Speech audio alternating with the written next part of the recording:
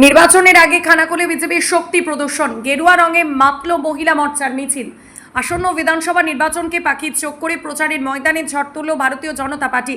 খানাকুল বিধানসভা কেন্দ্রের নন্দনপুর থেকে কামারশাল পর্যন্ত মহিলা মোর্চার উদ্যোগে আয়োজিত এক বিশাল মিছিলে বিজেপির শক্তি প্রদর্শন এক নতুন মাত্রা পেল।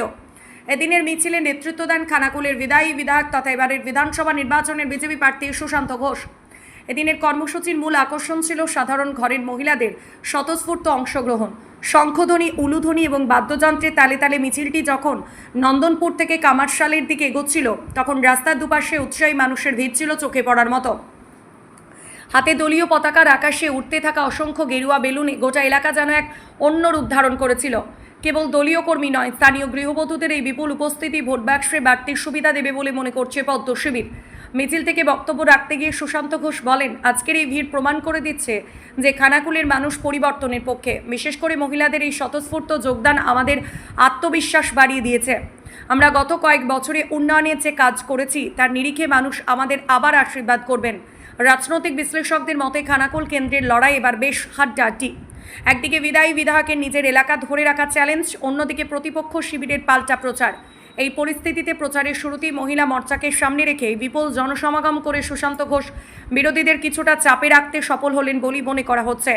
বিজেপির এই নারী শক্তির কর্মসূচি খানাকুলের মাটিতে শেষ পর্যন্ত কতখানি ভোট টানতে পারে, এখন সেটাই দেখার।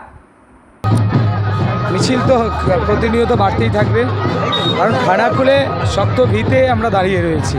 সাধারণ মানুষের সমর্থন, ভালোবাসা নিয়ে আবার বিজেপি খানাকুলে, এটাকে আমরা প্রতিষ্ঠা করার জন্য লড়াই করছি। তৃণমূলের অপশাসন 15 বছরে, সেই অপশাসনে খানাকুল বারবার বঞ্চিত হয়েছে। খানাকুলের নাগরিকদের কিচ্ছু করা হয়নি। খানাকুলের নাগরিকদের জন্য শুধু এই তৃণমূল কংগ্রেস, সব তৃণমূল কংগ্রেস শুধু প্রতিশ্রুতি দিয়ে গেছে, কিন্তু কোনো কাজ করেনি। একাধিক আজকে কল্যাণ ব্যানার্জি এসেছিল।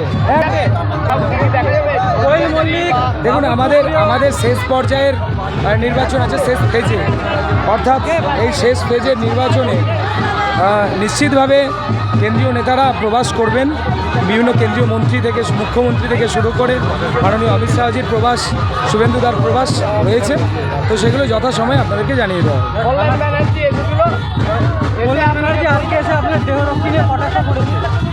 ও মাতাল কি বলবে, তৃণমূলের তো এখন আর মাথা মস্তিষ্ক কোনো কিছু কাজ করছে না। তৃণমূল এখন হীনমন্যতায় ভুগছে, তৃণমূলের সব কিছু শেষ। তাই তৃণমূলের নেতারা এসে উল্টো সিধে বাঁকা টেরা কথা বলতেই থাকছে। তো এইসব কথা বলে কিচ্ছু হবে না, এইসব কথা বলে মানুষকে বিভ্রান্ত করা যাবে না। বারবার বিভিন্ন ধরনের নোংরামো করছে। এখন বিভিন্ন ধরনের সোশ্যাল মিডিয়াতে আমি দেখলাম বিভিন্ন রকমের কার্টুন করে ফটো পোস্ট করছে তৃণমূলের নেতারা।